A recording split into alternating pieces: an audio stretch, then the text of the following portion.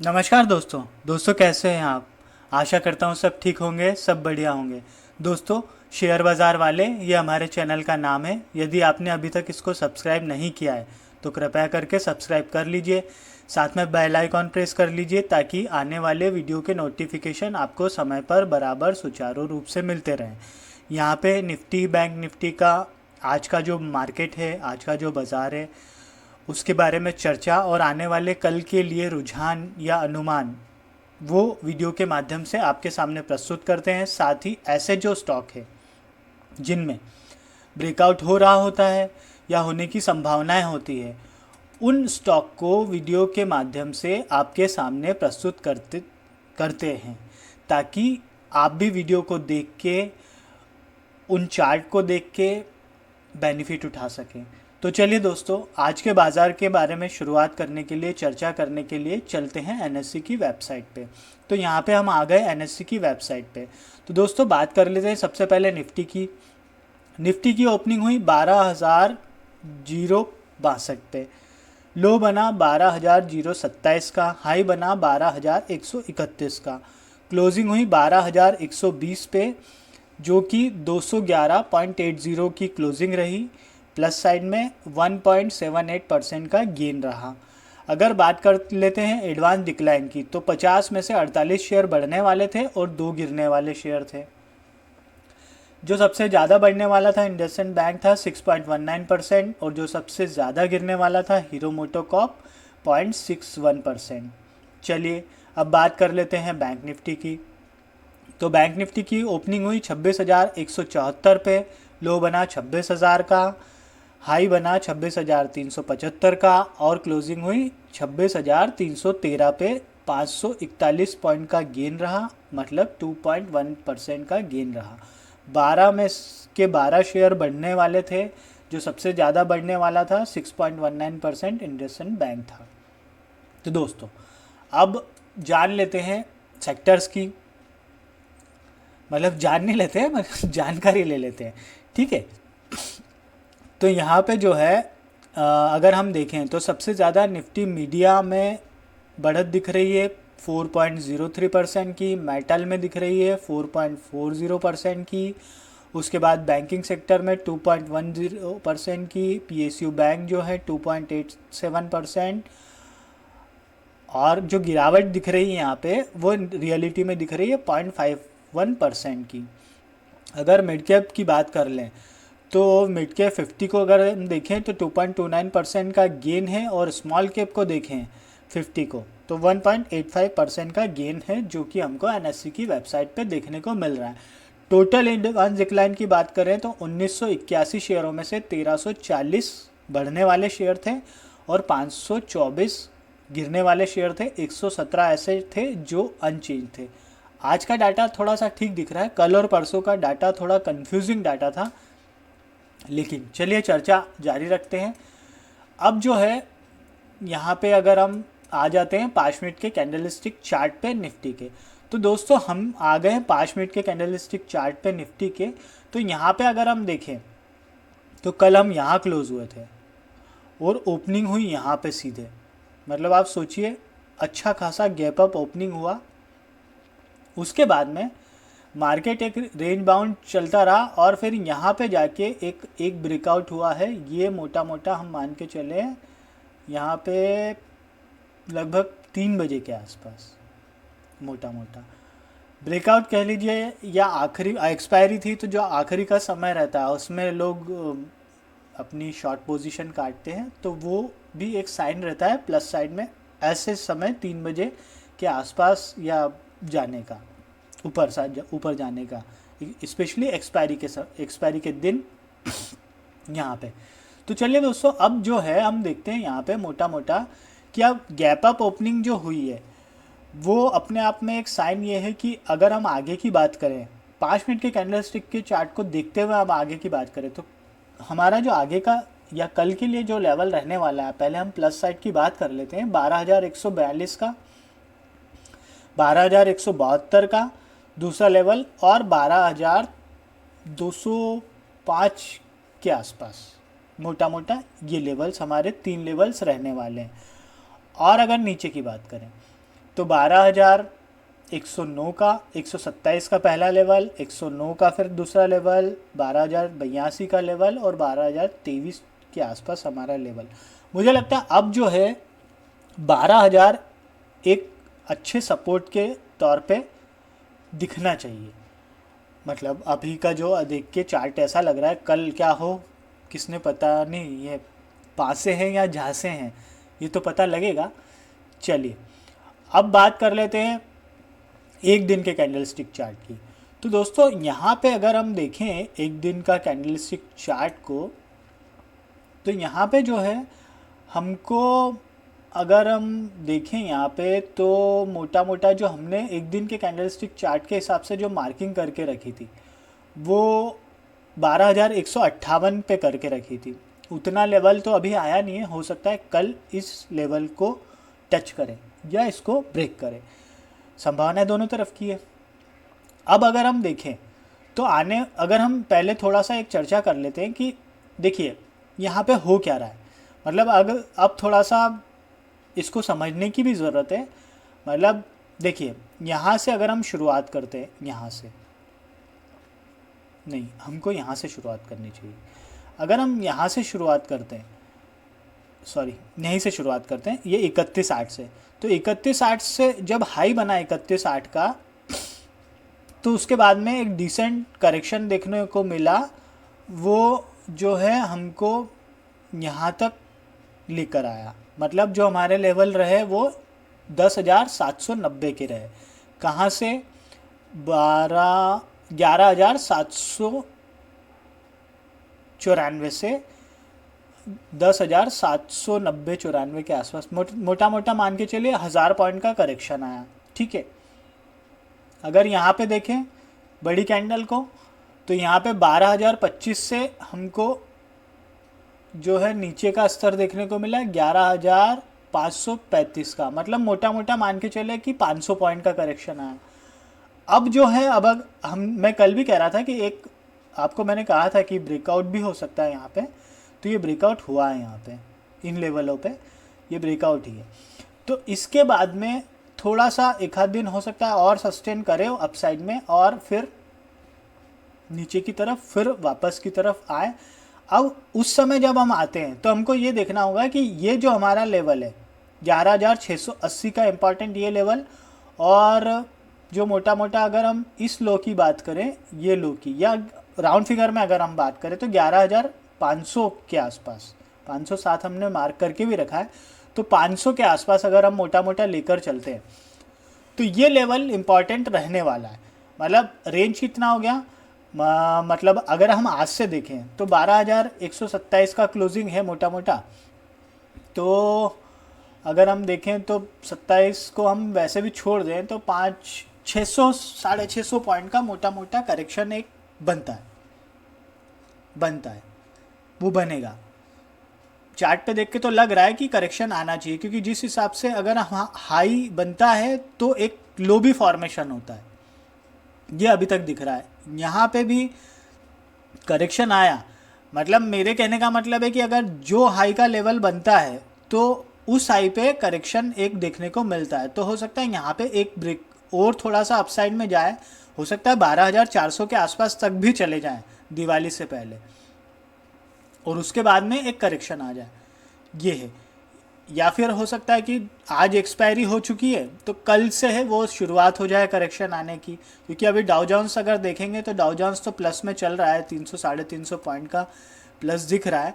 तो उसके बाद में देखते हैं कि क्या ग्लोबल मार्केट कह रहा है, और उसके हिसाब से हमारा जो हमारा इंडियन मार्केट है वो कैसा बिहेव करेगा, और वो जैसा बिहेव करेगा वैसा हम ट्रेडिंग के लिए हमारे रुझान बनाएंगे, या फिर हमारे अनुमान लगाएंगे, या फिर उसके हिसाब से हम ट्रेडिंग के लिए अपना माइंडसेट करेंगे। चलिए अब बात कर लेते हैं बैंक निफ्टी की। बैंक निफ्टी में की बात करते हैं तो यहाँ पे दोस्तों एक चीज़ इम्पॉर्टेंट कहना चाहूँगा कि अगर आप शेयर बाज़ार में निवेश करने की शुरुआत करने का सोच रहे हैं तो डिस्क्रिप्शन बॉक्स में लिंक है, आप वहां जाकर अपना अकाउंट ओपन कर सकते हैं। वहां पे केवल आपको नाम, मोबाइल नंबर और आपका सिटी इंटर करना होगा, उसके बाद आपके मोबाइल नंबर पे एक OTP आएगा, उस OTP को डाल के आप अपना प्रोसेस स्टार्ट कर सकते हैं। आपके पास फ़ोन या व्हाट्सएप आ जाएगा, बाकी का काम आपका प्रोसेस स्टार्ट करवा देंगे, आपको बहुत हेल्प मिलेगी। एंजल ब्रोकिंग का अकाउंट है। तो अगर आपको ऐसा लगता है, आप डिस्क्रिप्शन बॉक्स चेक कर लीजिए, वहाँ पे आप अकाउंट ओपन कर लीजिए। और ऐसे जो लोग हैं जो ऑलरेडी मार्केट में निवेश करते हैं या ट्रेडिंग करते हैं, तो मेरा उनसे अनुरोध है, आप अपने सबसे पहले ब्रोकरेज चेक कीजिए। अगर ऐसा लगता है कि आपका ब्रोकर जो है ब्रोकरेज ज़्यादा ले रहा है, क्योंकि अभी रिसेंटली एक मेरा मित्र है, उसका कॉल आया था, उसकी 35 पर लॉट के हिसाब से उसका FNO का लग रहा है। तो आप सोचिए कितना ज़्यादा डिफरेंस है। यहाँ पे 20 रुपीज़ के हिसाब से FNO इंट्राडे का चार्जेस लगता है, और वो भी पर ऑर्डर के हिसाब से लगता है, ना कि पर लॉट के हिसाब से लगता है। तो यहाँ पे बहुत बचत हो जाती है उससे। अगर आप चाहें तो डिस्क्रिप्शन बॉक्स में लिंक है, आप अपना ब्रोकर चेंज कर सकते हैं। चलिए चर्चा को जारी रखते हैं। तो दोस्तों, बैंक निफ्टी की बात करें तो बैंक निफ्टी में भी सेम चीज़ हुई, अच्छा खासा गैप अप ओपनिंग हुआ। वो गैप अप ओपनिंग मुझे लगता है कि है ना, ये प्लानिंग से गैप अप ओपनिंग कराया गया है, क्योंकि अगर वैसे होता तो शॉर्ट करने वाले लोग हावी हो जाते हैं, और शॉर्ट करने वालों को ट्रैप करना है तो गैप अप ओपनिंग करानी ही पड़ेगी। और उसके बाद में फिर एक साइकोलॉजी बनती है कि ऊपर हो रहा है तो और ऊपर जाएगा, उसके बाद में टीवी और वो सारा कुछ लग के, और वो जितनी भी शॉर्ट पोजीशन थे, ऑब्वियस सी बात है अगर ऊपर जा रहा है तो आदमी के दिमाग में, मतलब किसी भी के भी दिमाग में एक थोड़ा सा डर आएगा, और उस डर के रहते वो अपनी पोजीशन काटने लगते हैं। बिकॉज ऑफ मार्केट ऊपर बढ़ गया तो अपनी शॉर्ट पोजीशन की काटेगा ही आदमी। तो वहाँ पे वो चीज़ होती है, और वो चीज़ होने के बाद में उस पोजीशन पे या उस स्थिति में मार्केट और ऊपर जाता है। तो ये एक सोची समझी रणनीति रहती है, ये पासे रहते हैं जो फेंकी जाते हैं गेम को अपने फेवर में करने के लिए बड़े प्लेयर के द्वारा। चलिए अब अगर हम बात करें तो यहाँ पे जो है 26,378 का एक हमने कल भी आपको बोला था, शायद बोला होगा, ये लेवल मार्क करके रखा हुआ था। या यहाँ पे इतना हाई तो नहीं आया, 73 के बाद से एक करेक्शन आया नीचे छोटा सा, उसके बाद में फिर रेडी हुआ ऊपर के लिए। लेकिन अभी ये भी लेवल भी इम्पॉर्टेंट है 26,378 का, उसके बाद बनेगा 26,414 के आसपास का, फिर 26,800 के आसपास का। उसके लिए अपन बात करेंगे एक दिन के चार्ट को देखते हुए। यहाँ पे अगर नीचे की बात करें तो 25,931 पहला लेवल है, उसके बाद में सीधे आएगा 25,632। ये लेवल हमको देखने को मिल सकते हैं। तो दोस्तों, अब अगर हम इसके एक दिन के चार्ट की बात कर लें तो यहाँ पे जो है, अगर हम देखेंगे निफ्टी का, बैंक निफ्टी का एक दिन का चार्ट भी देख लेते हैं। चलिए एक चर्चा इंपॉर्टेंट कर लेते हैं, उसको खुलने दीजिए। तो यहाँ पे अगर हम देखेंगे आज का जो FIS और DI का डाटा भी हम देख लेते हैं लगे हाथ, तो ये 5,368.31 करोड़ की खरीदारी हुई है FIS के द्वारा, ठीक है। और DIs के द्वारा जो बिकवाली हुई है 2,208.18 की।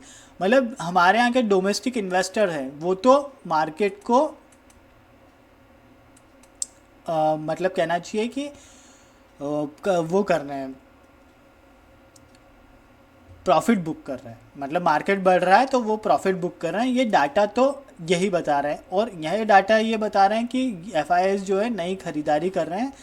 तो यहाँ पे एक चीज़ इम्पॉर्टेंट ये रहने वाली है कि किस तरह का मार्केट हमको आगे एक दो दिनों में और देखने को मिल सकता है, क्योंकि रुझान तो जो है मोटा मोटा देखिए दोनों तरफ के। मैंने वैसे भी बोला कि निफ्टी ऐसा लगता है कि 12,400 भी टच कर सकता है, हो सकता है दिवाली के आसपास ये कर ले, उसके बाद करेक्शन आए। लेकिन एक करेक्शन बनता है, बिकॉज ऑफ मार्केट इतना बढ़ गया है तो वहाँ पे एक करेक्शन बनता ही है।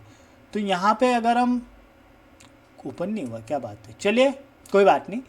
तो अगर हम देखते हैं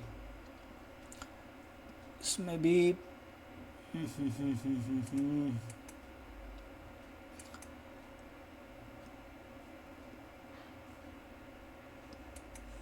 तो यहाँ पे अगर हम देखेंगे तो मोटा मोटा जो है, एक चीज़ और इम्पॉर्टेंट कहना चाहूँगा, ये चार्ट आप देख रहे हैं, ये चार्ट आप देखो, ये भी निफ्टी का चार्ट है। मैंने आपको कल भी इस चीज़ को डिस्कस किया था कि ये जो पॉइंट था हमारे लिए एक इम्पॉर्टेंट पॉइंट था या इम्पॉर्टेंट एक लेवल था, वो लेवल आज टच नहीं हुआ, मतलब उसके ऊपर ही ओपनिंग हुई। और इनफैक्ट कहना चाहिए यहाँ पे जो है 12,025 का इसके आसपास ओपनिंग हुई है। तो ये दर्शाता है कि यहाँ पे जो है हमको, मतलब ये अगर दूसरे शब्दों में बोलें तो कहना चाहिए कि जो बढ़ा है ऊपर, जो ओपनिंग हुई थी वो सोची समझी एक रणनीति के तहत हुई थी, मतलब उससे नीचे ओपन कराना ही नहीं है, नहीं तो शॉर्ट करने वाले हावी हो जाएंगे, जैसा हमने बात की। चलिए अभी अगर हम एक दिन का बैंक निफ्टी के चार्ट के हिसाब से बात कर ले, थोड़ा सा क्या है, नेट ऐसे चल रहा है भगवान भरोसे, है ना, कोई दिक्कत नहीं। तो यहाँ पे ओपन तो हो ही गया है, चलिए डिस्कस करते हैं, चर्चा को जारी रखते हैं। तो यहाँ पे अगर हम देखें तो ये एक दिन के कैंडलस्टिक चार्ट है, जो हमने ऊपर की ओर बात करी तो 26,414 का एक हमारा लेवल, और फिर 26,800 के आसपास एक लेवल और निकल के आता है बीच में, वो एक इम्पॉर्टेंट लेवल रहने वाला है। उसके बाद में तो फिर बहुत लंबा टारगेट दिख रहा है, 27,547 का टारगेट दिख रहा है। तो दोस्तों यहाँ पे इम्पॉर्टेंट ये है कि थोड़ा सा अब सतर्क हो जाना चाहिए। वैसे तो मैं आपको 2-3 दिन से बोल रहा हूँ, फिर भी मार्केट बढ़ रहा है, लेकिन क्या है कि हमको तो एहतियात बरतना पड़ेगा ना। मतलब मार्केट जब गिरना चालू होता है तो आप लोग भी देखते होंगे एकदम से मार्केट में बिकवाली हावी होने लग जाती है, और वो हावी होती है तो वहाँ पे जो होता है कि इतना दन मार्केट गिरता है कि हम उसको वैसे कुछ कर ही नहीं सकते। प्लानिंग के तौर पे मैं आपको एक चीज़ बताता हूँ, जैसे कल हमने क्या किया था कि हमने एक कॉल और एक पुट बाय की थी। ये हमारा जो है एक ग्रुप है एंजल ब्रोकिंग ट्रेडर्स का, तो यहाँ पे जो है हमने एक सी बात की थी बैंक निफ्टी की 26,200 पे, 317 के आसपास के लेवल थे उस समय। टारगेट हमने रखा था 642 का, मतलब ऑलमोस्ट दुगना। और आज सुबह 9:21 पे वो टारगेट अचीव हो गया। एक और किया था जिसमें एसएल हिट हो गया था 96 रुपीज़ का पर लॉट के हिसाब से, उसमें लॉस हुआ, लेकिन यहाँ प्रॉफिट का जो था 325 के हिसाब से टोटल प्रॉफिट हुआ। सॉरी टोटल नहीं, 325 के हिसाब से सी, मतलब कॉल का जो प्रॉफिट था वो 325 के हिसाब से था, और टोटल जो था 229 के हिसाब से पर लॉट के हिसाब से वो था। जो अगर हम उसको रुपीज़ की टर्म्स में बात करें तो 5,725 रुपये पर लॉट के हिसाब से प्रॉफिट रहा एक दिन में। मतलब कल हमने ये किया था, और बराबर हम लोग ऐसे देते रहते हैं, डिस्कस करते रहते हैं, बिकॉज ऑफ एंजल ब्रोकिंग का जो अकाउंट है, हमारे जो ट्रेडर्स है वो है, उनके लिए बेनिफिशियल रहता है कि मैं, मेरा जो आइडिया रहता है वो एक दे देता हूँ, जिस पे मैं ख़रीदारी करता हूँ वो आपके साथ में शेयर कर देता हूँ। लेकिन ये उन्हीं लोगों के लिए, मैं उसको पब्लिकली नहीं करता, because of personal is personal. तो चलिए दोस्तों, एक और इम्पॉर्टेंट बात करनी थी आपसे, वो मैं ये कहना चाह रहा था कि डाउ जोन्स अभी हाल फिलहाल तो प्लस साइड में दिख रहा है, ठीक है। यहाँ पे अगर हम देखते हैं तो जो एसजीएस निफ्टी है वो 12,206 का लेवल बता रहा है, मतलब अभी के हिसाब से तो पॉजिटिव संकेत दिख रहे हैं, है ना। इंडिया विक्स में 9.6% की गिरावट आज हुई है, तो वो भी अपने आप में एक चीज़ बता रहा है कि प्लस साइड में है। अब रात में डाटा चेंज हो जाए उसके लिए हम कुछ नहीं कर सकते, ना आप कर सकते हैं। वैसे मैं आपको बताऊं कि मैंने आज पुट बाय करके रखी है, तो वो अच्छी लंबी वाली बाय करके रखी है, 26 नवंबर की जो एक्सपायरी वाली है वो बाय करके रखी है। तो वो थोड़ा सा अगर मार्केट गिरता भी है तो एक प्रोटेक्शन के तौर पे हमारे लिए वो बेनिफिशियल रह सकती है। चलिए दोस्तों, मिलते हैं, तब तक अपना ध्यान रखिए, एहतियात से ट्रेडिंग कीजिए, क्योंकि पासा है या झांसा है देखते हैं।